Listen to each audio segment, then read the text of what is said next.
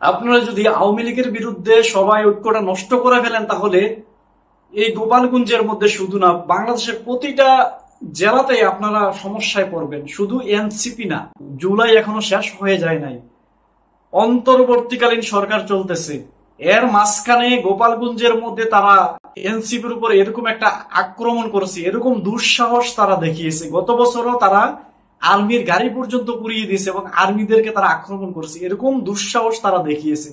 এরপরেও গোপালগঞ্জের মধ্যে ভালোভাবে চিরুনি অভিযান চালানো হয় নাই। এখনো যদি তাদেরকে চিরুনি অভিযান চালিয়ে ধরা না হয়, তাহলে ভবিষ্যতে আরো বড় ধরনের আক্রমণ তারা করতে দ্বিধাগ্রস্ত হবে না। এর চেয়ে বড় আক্রমণ তারা রাজনৈতিক দলগুলোর বিরুদ্ধে করবে, দলগুলোর উপরে করবে।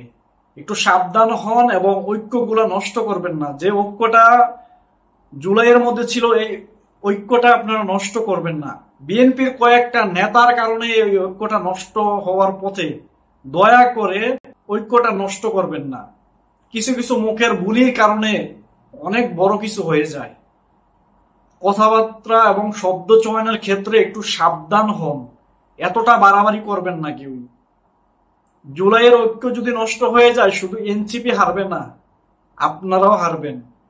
শুধু এনসিপি ক্ষতিগ্রস্ত হবে না, আপনারাও ক্ষতিগ্রস্ত হবেন।